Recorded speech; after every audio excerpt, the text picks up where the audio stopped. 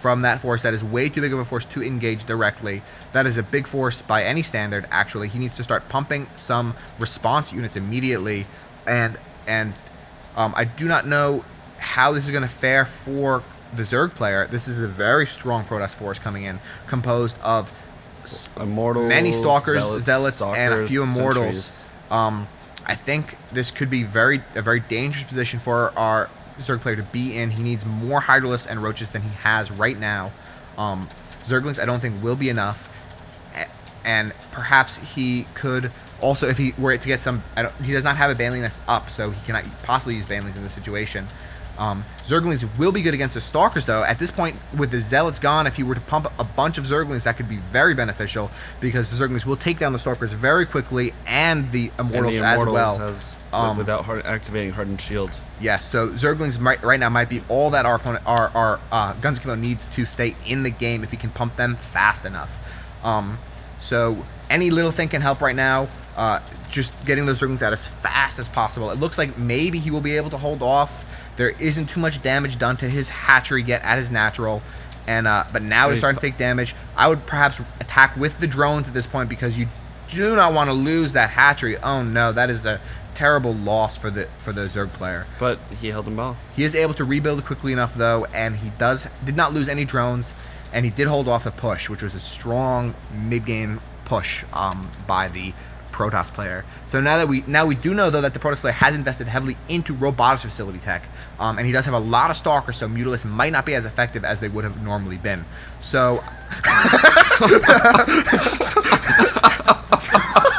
as he cancels his Spire, I think that a good choice against that robotics facility army will be just to mass Hydras. Hydras are very strong against both Stalkers and the Immortals. You just need to get enough of them, and in order to facilitate that, I'd like to see the Zerg player maybe get a third base up as fast as possible. Infestors are also a very good idea, because they can infest those Immortals, which are very good against the Stalkers that are also part of that army composition.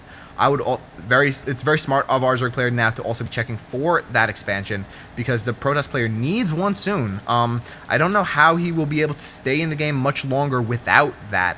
I would be cautious about getting too many Zerglings in this situation, because there is definitely the possibility of Colossus coming out now that we've seen the robotics facility investment, and also to be cautious with Hydralisks as well. You do really need a massive amount of units to counter the Colossus when they do come out. And he still doesn't have his expansion up. That Immortal was in such a vulnerable position there, easily picked off by the Zerg player. But the hatchery is going to have to be canceled, sadly. I do think, though, that those Zealots will be destroyed by the Zerglings that are now attacking them.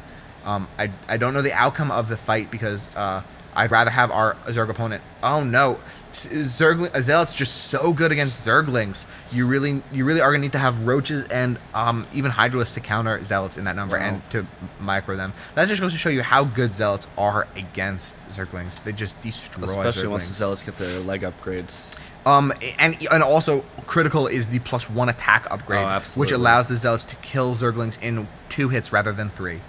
I do miss the sound effect, though, from Starcraft 1 that the Zealots make when attacking. Yeah, I do. There are little emotional, nostalgic things from Starcraft 1 that I do miss, but I have gotten used to the Zealots, and I do think that they are awesome. Oh, they are awesome. The thing that I miss most about Zealots from Starcraft 1, however, is that their side blades retract when they're not in combat. I think that's just such a cool, emotive touch. It's like Jedi meets Wolverine. Exactly, in Starcraft 1. But I'm not going to complain about it, because Starcraft 2 is awesome. Pretty wonderful. I do like how Guns Akimbo is baiting the Phoenix towards his Queen at this point, but he is suffering an attack at his natural at the same time. And I think he does definitely have enough forces at this point to hold off. You do not want to let those Zealots engage your Hydralisks directly. You always want to have the Zealots fighting the Roaches. That fungal growth was very good and stopped the Zealots from engaging his Hydralisks, which is what that range army needs. I do like the choices of Infestors here. Very good choice. They are possibly going to be able to neuroparasite the Colossus if they do make an appearance, and the Immortals. And it would be wonderful if they could neuroparasite a mothership if it makes an appearance. I hope that a mothership does not make an appearance, because motherships are awful. Yeah, but I do want the Zerg player to start to think about taking his third, because he is going to start to fall behind the Protoss player who will soon be on 2 bases, or should be already. I don't know why the Protoss player has not taken his first expansion yet. He must be getting very low on resources at this point. I would even start to scout all of the weird places on the map that an expansion might be hidden. Perhaps those gold minerals down at the bottom right, because it is very strange for the Protoss to not have an expansion at this point. I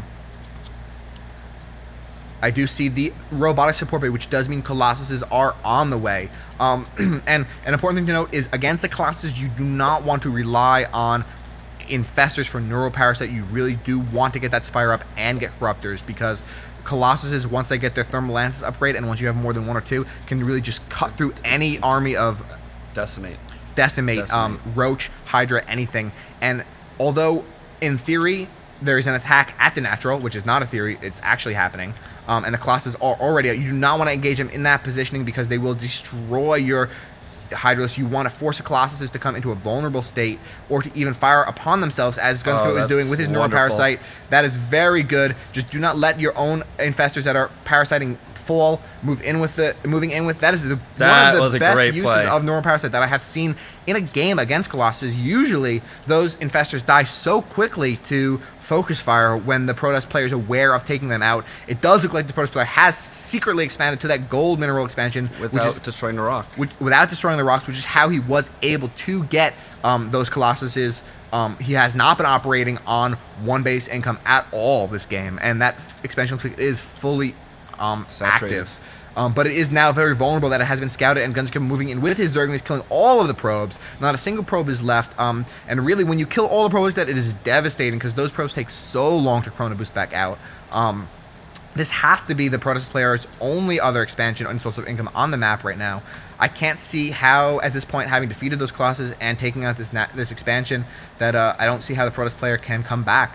Right now, Guns Akimbo is almost an end game mode. I'd love to see some serious macro here on Guns Akimbo's part, and then a final push, maybe into the back rocks of the Protoss player's base, to seal the deal, because this game is pretty much over for the Protoss player, as far as I can tell. Lance, though, the back rocks could be detrimental. Yes, but I don't know how many Colossus he has at this point. Maybe even a Changeling or some sort of scouting would be in order, or even a Corruptor flying over the base of the Protoss player. Oh, very, very true. Or a Nidus Canal. I like this play by Guns Akimbo, because he is going to because he does have his Overlords placed, as you can see on the minimap, in a very aggressive... His positioning right now is very aggressive towards the Protoss player's base. He has his forces outside of the natural expansion of the Protoss, and there is a force edging out by the Protoss player. It is composed of those Colossuses. You really want to be careful engaging your Hydralisk in this positioning, but the Colossus is forced to run away.